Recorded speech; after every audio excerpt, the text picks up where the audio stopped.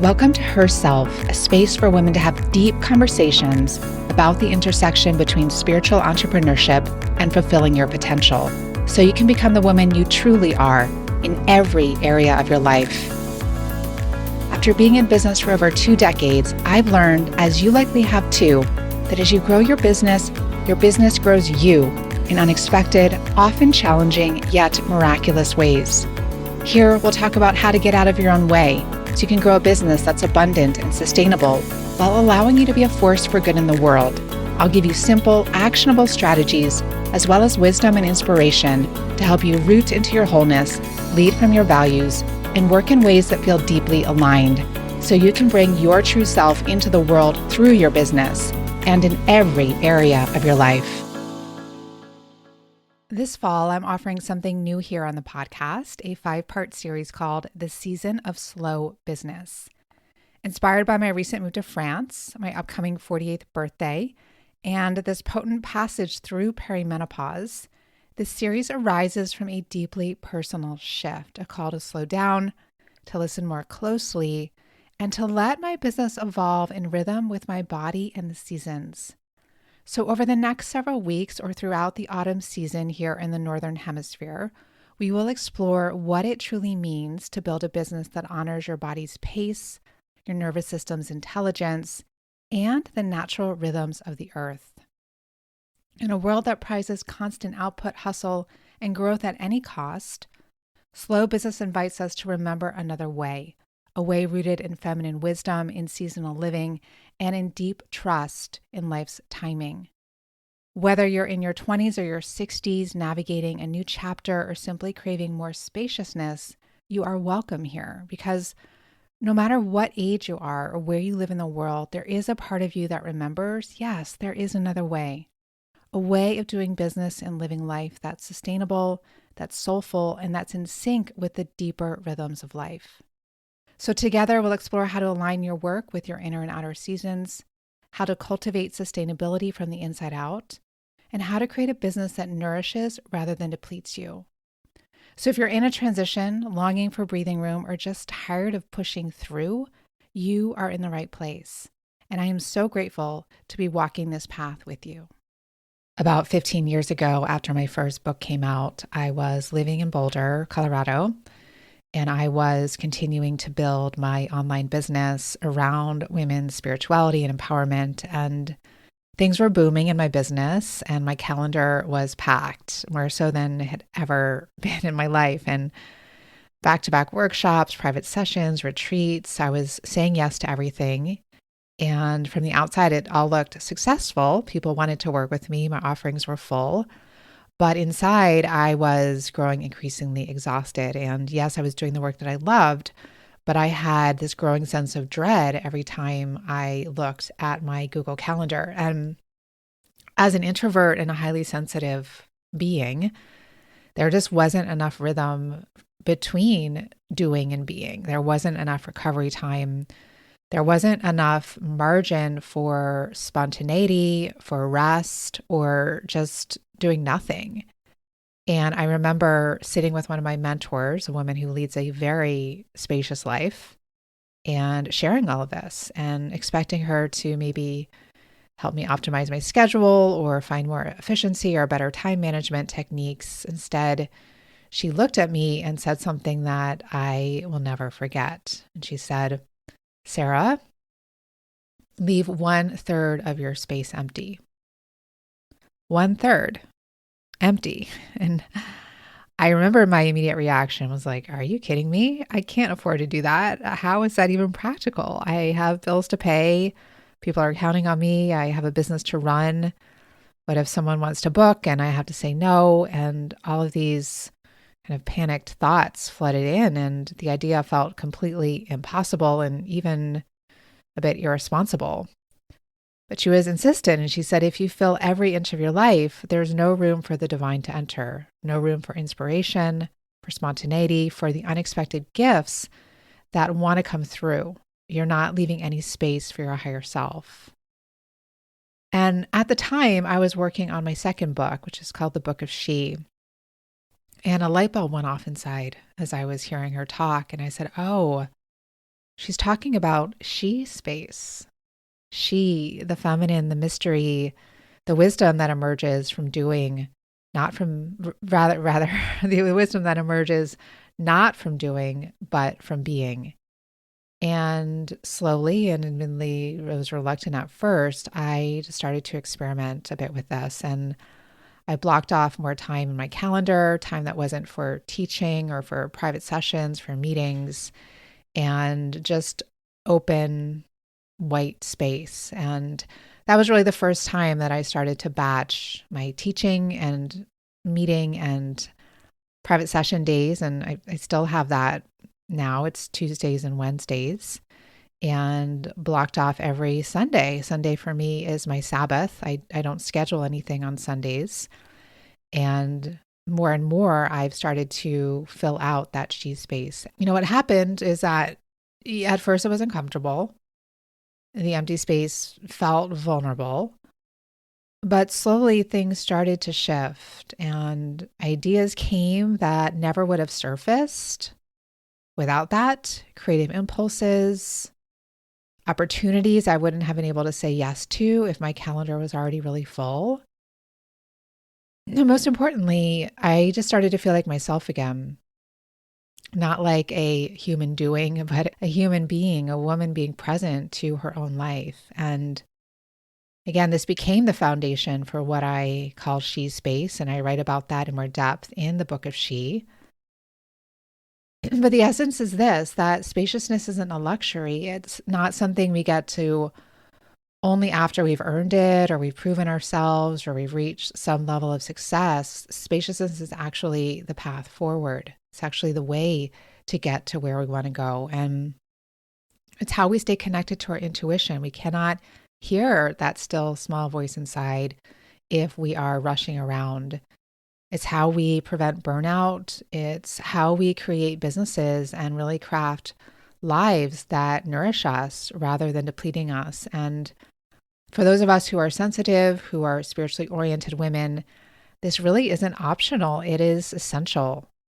And the world will ask us to fill every minute. We know how easy it is to do that. And the hustle culture, the productivity gurus, the kind of rise and grind mentality, it's all designed for a different kind of person with a different kind of nervous system. And you, if you're here listening, I know that you, like me, are wired differently. And this isn't a weakness, it's actually the source of your wisdom. So let's talk about something that's hard to admit, but really important to recognize is that sometimes the business that we've built, the one that we've poured our hearts into, the one that's supposed to be our calling, is actually draining the life out of us. And the tricky part is, like the story that I shared with you, from the outside, it might not look that way. Like maybe you are getting clients, maybe you are making good money, maybe people are telling you how inspiring you are. And inside, you still feel like you're running on empty. Or you could be at the other end of the spectrum. This might be even more frustrating.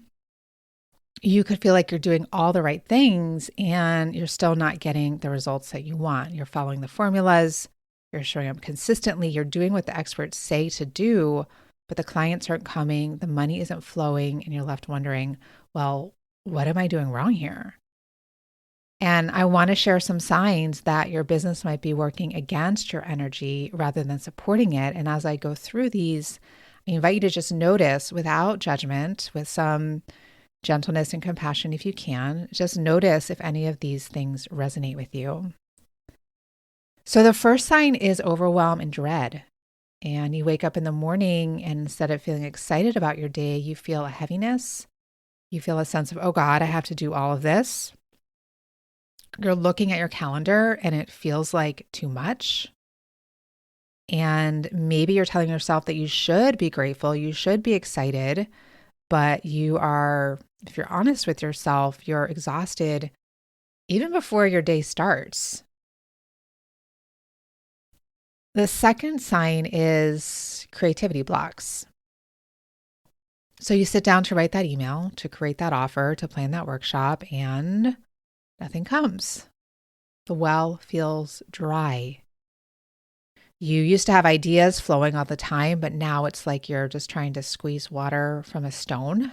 And here's why, creativity, it's born out of this spaciousness. It needs rest. It needs that white space, that she space that we're talking about. And when we're running on fumes, there's nothing left for our creativity, for our intuition to draw upon. The third sign is resentment. And this one's hard to admit, but maybe you're starting to feel resentful toward your offers, your clients. These are things and people you're supposed to love working with, but somewhere along the way, they started to feel like obligations rather than opportunities. And maybe you're feeling resentful toward your business itself, like it's taking from you instead of giving to you more of what you need, instead of being a vehicle for your gifts.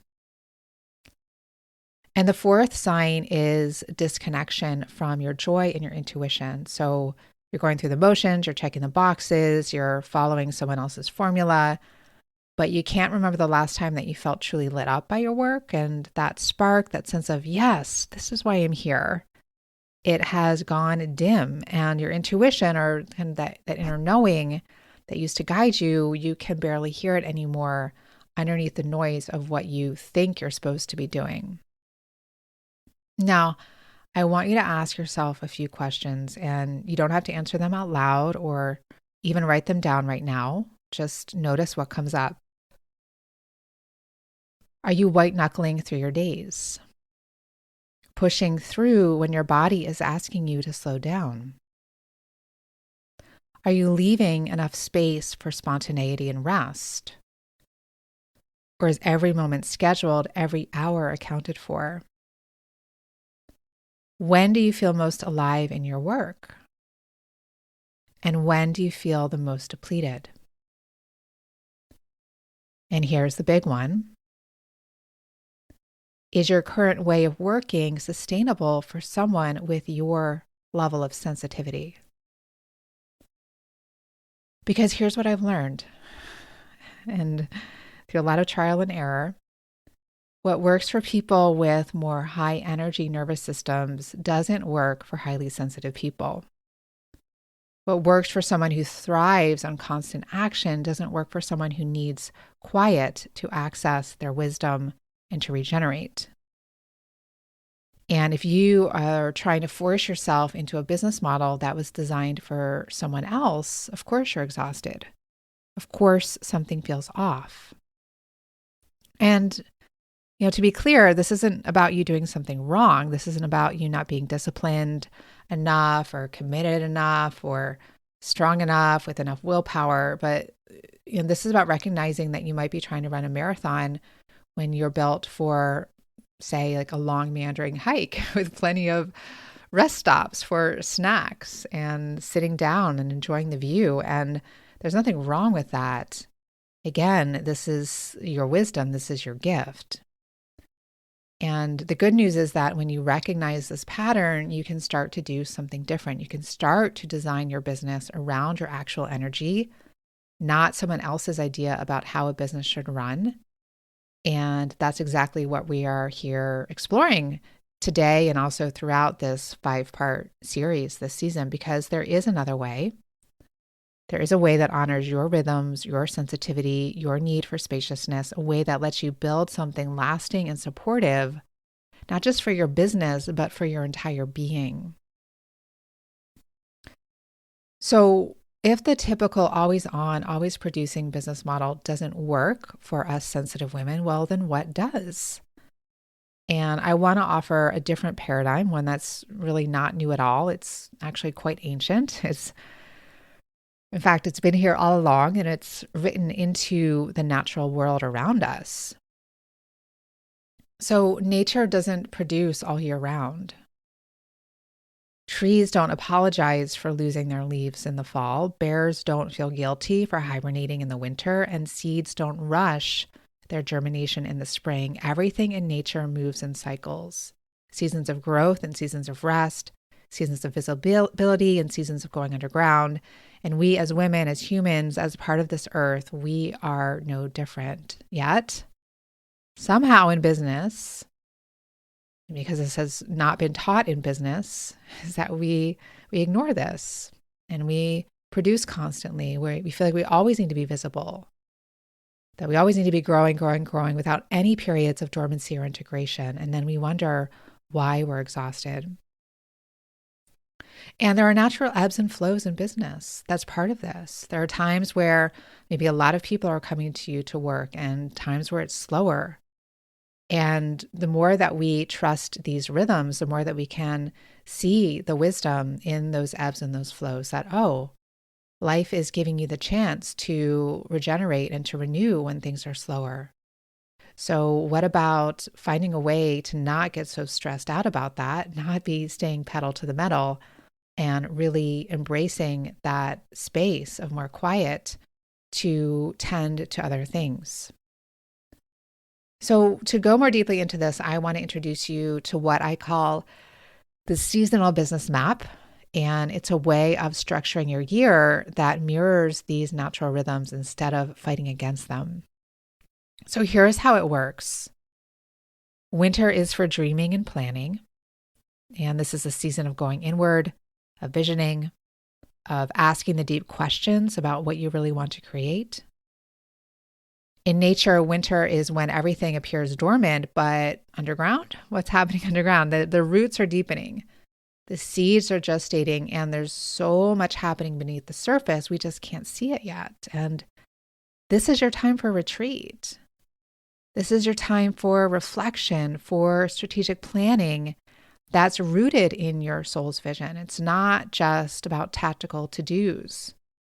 It's also a time for shadow work, for delving more deeply into messages from your soul and from parts of you that you might feel are sabotaging you, are blocking you, or feel more hidden from view. This is a good time to go more deeply into that. Spring. Spring is for creating and seeding. This is when you take those winter visions and you start bringing them into form. You're planting, you're creating, you're building. But notice you're not harvesting yet. Spring isn't about immediate results. It's about laying the groundwork, trusting the process, nurturing what's starting to emerge. And I see this a lot with clients, especially those that I work with for a shorter period of time, maybe in my 3-month one-on-one mentoring immersion or my 5-month group program. Is they lay down the seeds and lay down a new framework and are expecting immediate results. And most of the time, that's not how it works. It takes time. So this might be when you're creating a new offer, you're building a program, you're developing your marketing materials, you're working, yes, but it's creative, generative work, and it's not yet the time for big launches or major visibility pushes. The summer is for sharing and blooming, and now is when you go public. It's when you launch, when you're visible out in the world. You're sharing what you created. This is your high energy season. You're more social, you're more external, you're more actively engaging with your audience, with your clients. And this part is important, okay? So this season, actually, it should feel more intense. It should stretch you. This is like your sprint. It's supposed to be your time of maximum output and visibility. You know, think about an athlete. They have times where they really push themselves more to the limit and then times to recover. And this is the time where you can push yourself more. But, and this is key, it's not supposed to be this way all year round. And then fall is for harvesting and reflecting. And this is when you gather what's been created, you celebrate your wins, you assess what worked and what didn't, you extract the lessons, and then, and this is the part that many business owners skip, you let go, you prune, you release what's not working so you can make space for whatever is next, even if you don't know what that next thing is. And fall is the season of gratitude and completion, of constantly choosing what you're bringing with you into the next cycle and what you are leaving behind. Now, here's what I want you to understand about winter, because this is a season we're moving into, many of us, and it's one that most business owners completely misunderstand. Winter is not just a time to rest from your work. Winter is actually when the most important work happens. And this is when you reconnect with your vision, when you listen deeply to what wants to emerge, when you give yourself permission to dream bigger or different or more aligned than you've been dreaming. Nature doesn't skip winter and jump straight to spring. You can't plant seeds in frozen ground, right? So many of us try to do that in our businesses. We skip the dreaming, the deep visioning, kind of the soul level planning, and we wonder why things can start to feel shallow or scattered, or just like we're disconnected from what we're doing. Or maybe we're just chasing shining objects or constantly starting over. And here's what I've learned in my own life is that the quality of your winter really determines the quality of your entire year. And if you rush through it, if you fill it with busy work, if you stay in doing mode when your soul is actually asking for being mode, you will be likely running on empty throughout the year.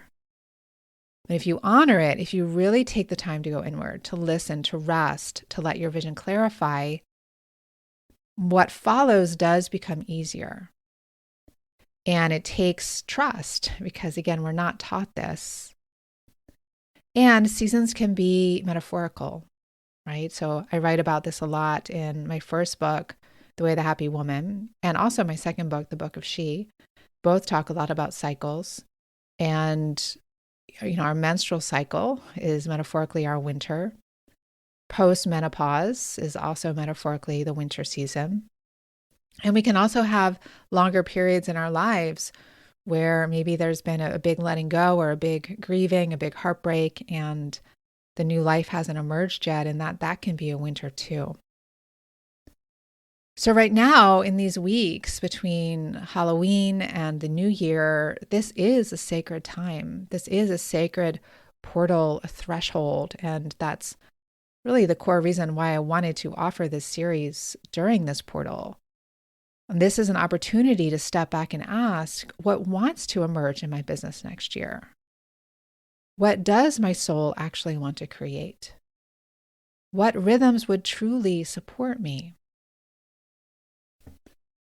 Now, before you start thinking that you have to follow this framework exactly, that you must launch in summer and you must hibernate in winter, just let me be really clear. This is not a rigid prescription. This is a framework for you to adapt to your life. So for many years in January, I did a big program launch in January and February. And even this year, 2025, I did that. And I'd prepare a lot of things before I took my holiday break. We closed for 2 weeks every December. But right when we came back, we'd be hitting the ground running just into the launch. And there's a reason for that. There's the new year, new energy to kind of ride. And it's always felt hard. And I was always still in that kind of post-holiday winter inward energy, wanting to stay more quiet and reflective, but my business was asking that I be more visible, that I be more on. And so this coming winter, I am choosing to do things a little bit more slowly. So January will be quieter and I'll start to pick up more speed in February and March as the light returns and just my energy naturally starts to build. So again, the point isn't to follow like some perfect seasonal business calendar, but the point is to ask yourself, what will work best for you and your life? And this is where you get to be really honest with yourself about your own rhythms and your own realities, and that's going to shift from year to year. So here are some questions that can help. What about summer? Do you come alive in the warmth and the heat? And do you want to be outside soaking up the sun? Or does the heat actually drain you and you want to retreat to air conditioning and quiet? Do your kids get out of school and suddenly your schedule is completely different? And do you need more flexibility during those months, not less? Or are you someone who actually loves to work more in summer because you have that extra energy and you'd rather take your time off in the darker months? And what about the fall? As the days get shorter and the temperature drops, do you feel energized? Like, yes, now I can focus, now I can buckle down. Or do you feel like you're just wanting to pull inward to conserve your energy, to maybe move more slowly? And winter, is this truly your time to hibernate and dream? Or do you struggle with the darkness? Do you need more structure? Do you need more activity during these months just to stay more uplifted, more grounded?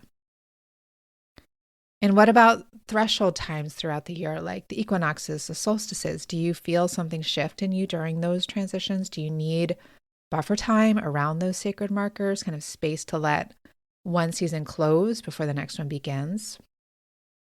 And what if you actually built retreat days into your calendar around those times? Not as a luxury, but as actually like a part of your business structure. And it's not just about the seasons of the year, right? So what about your daily and weekly rhythms? When during the day do you feel the most creative, the most able to focus, the most social and energized? When do you feel the most depleted or scattered? Are you a morning person who does your best work before noon?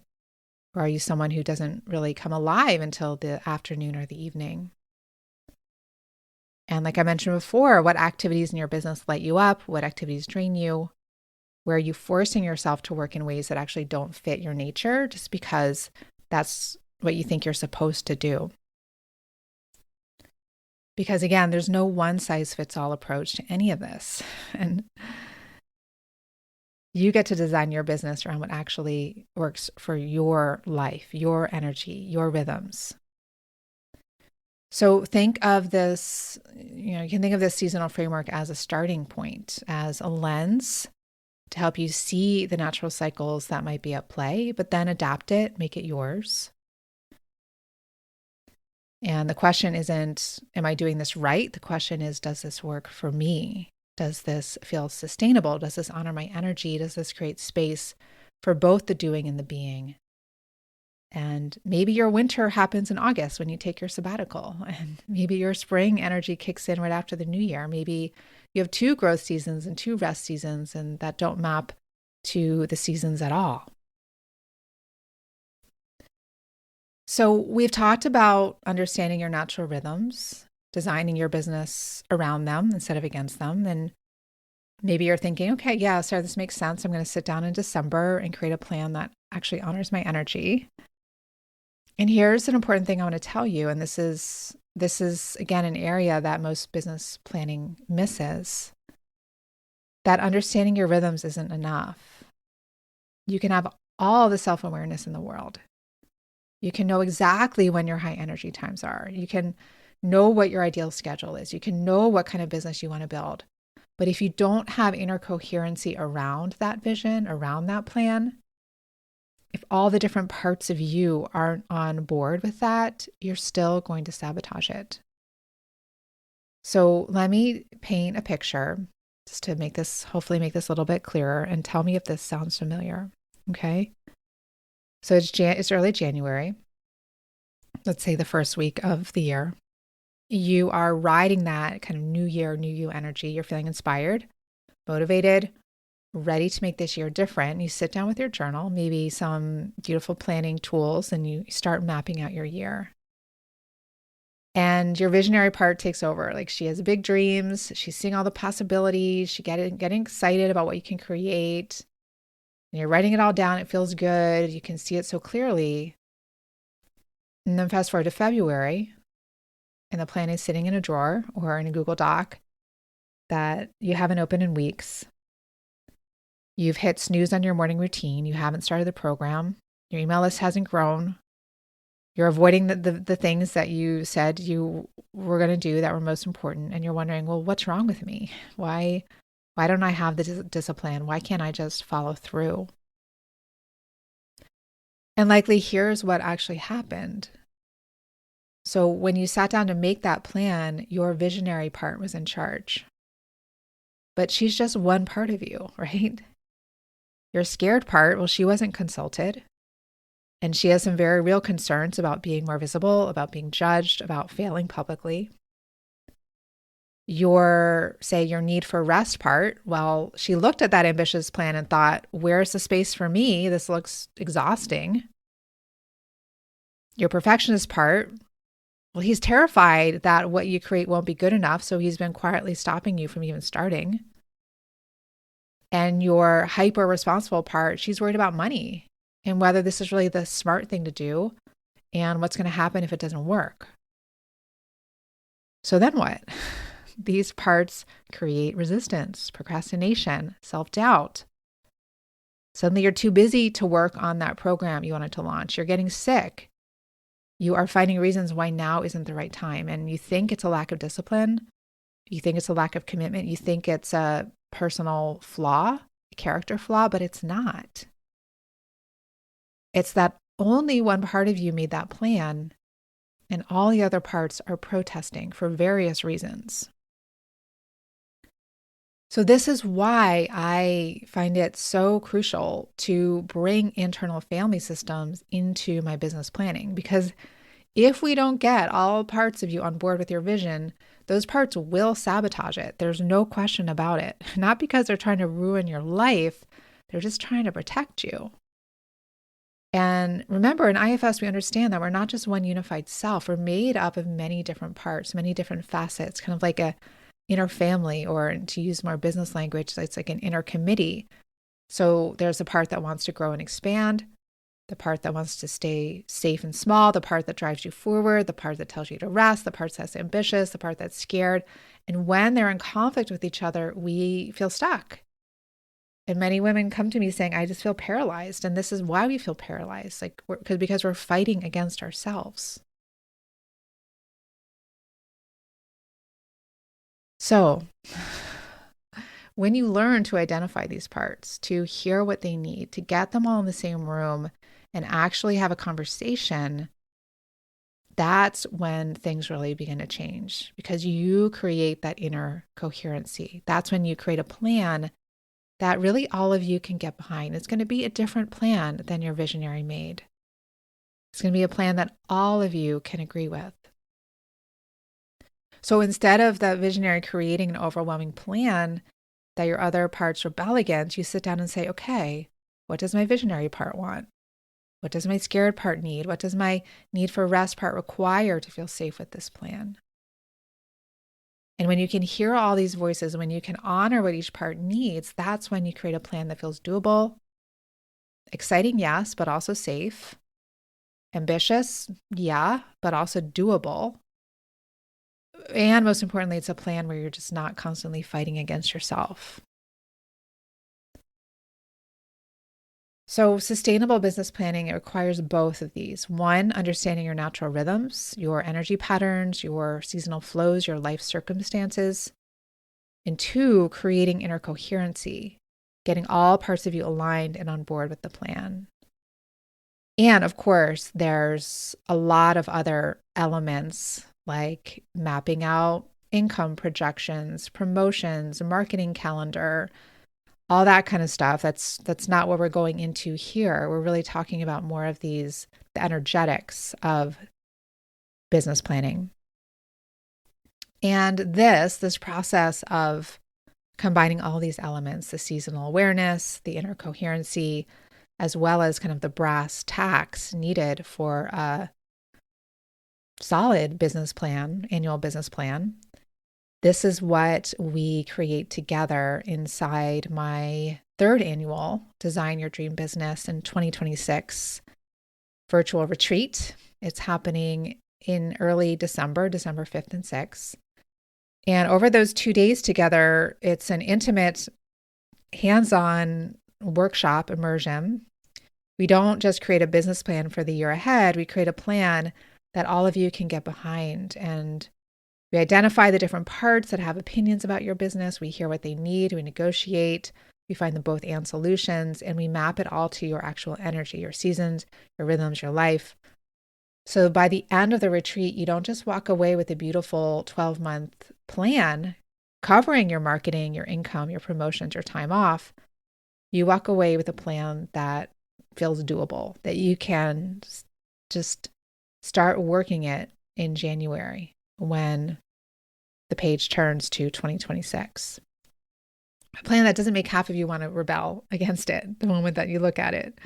So a part where your visionary gets to dream Your practical part feels secure. Your ambitious parts get to grow. Your need for rest is honored. Your creative spirit gets to play, and your scared part feels safer. So when all parts of you are more aligned in this way, your inner world and your outer rhythms are more in harmony. That's not just a better business plan. That's actually just a pathway to more wholeness. And wholeness is what allows us to do the work we're here to do. We cannot create with power without wholeness. It's what allows us to serve without bulldozing our body's needs. It allows us to grow without betraying ourselves. So many of us want to create a business that feels like a sanctuary, a place where we can do our soul's work, but we don't take the time to actually design it that way. We just keep doing what we've been doing, reacting, improvising, hoping it will get easier. And that's why I created the Design Your Dream Business Retreat. It's a very intentional, quiet, supported space. 2 days live on Zoom. If you can't make it live, you'll have access to the replays for 30 days. And over these 2 days, I guide you through my unique 5-part planning process. Reviewing and defining. Second part is befriending inner obstacles and resources. Third, clarifying your goals. Fourth, meeting your inner committee. And fifth, actually creating your 12-month business plan, month by month, mapped to your rhythms. And most importantly, you will feel excited about your plan, not overwhelmed by it. And many women come to this retreat never having done this before and having felt blocked in how to create an annual plan. And it's been really empowering for them to see how possible it is for them to create it and then to genuinely feel enthusiasm about implementing it and seeing the results that come when you take the time to map something out this far in advance. So until this Wednesday, November 5th, you can save $100 on this retreat, and you can find all the details, and you can register at sarahavancstover.com/dream. That's sarahavancstover.com/dream. And the link is also in the show notes. So join me in taking a breath. And let's zoom out and look back at all we have explored here together today. Spaciousness is not indulgent, it's essential, especially for sensitive women in business. When we leave 1/3 of our space empty, we create room for the divine to enter, for inspiration, for the unexpected gifts that want to come through. Slower seasons like this late fall time we're in right now, this is when true vision arises, not in busy, productive times, in the quiet, in the dark, in the space between the inhale and the exhale. And planning your business with intention, with all parts of you, not just your visionary or your taskmaster, that's what supports your body, your soul, your most cherished dreams. So I want to invite you to take some time this week to reflect on your own seasonal energy patterns and ask yourself, what would change if I designed my year around my natural rhythms? What if I stopped trying to produce at the same level all year long? What if I gave myself permission to have seasons of rest and seasons of growth? Just sit with those questions and see what comes up. And again, if you want to be in a supportive space and women's community to create a plan that honors all of this, you can join us for Design Your Dream Business in 2026. And this is the time to do this work right now in the quiet of winter, before the holidays come, before the new year rush begins. And again, you can join us and learn more at sarahavancstover.com/dream. And, when my mentor told me to leave 1/3 of my space empty, it felt radical. And even if you don't leave that much space empty, start with some of it and see how it feels. So here's to spaciousness. Here's to honoring our rhythms and to businesses that nourish us and the world around us rather than depleting us. Thank you for joining me today. And remember, change doesn't come from listening alone. I invite you to commit to taking one small or large courageous action after today's conversation. One step you can take, if you haven't already, is to sign up for my Sunday journal. It's a weekly newsletter filled with inspiration and reflections about the intersection between spiritual entrepreneurship and fulfilling your potential to help you become the woman you truly are in every area of your life. You can subscribe at programs-sarahavaughnstover.com/journal. And if you found this podcast valuable, please share it with the women in your world. Also, I'd be very grateful if you'd leave a review. It helps others find resources like this, and I'd love to hear what's coming alive for you after listening today. Above all, keep going, and never forget the unique offerings you and your true self bring to the world. Until next time, I'm sending you my heartfelt support.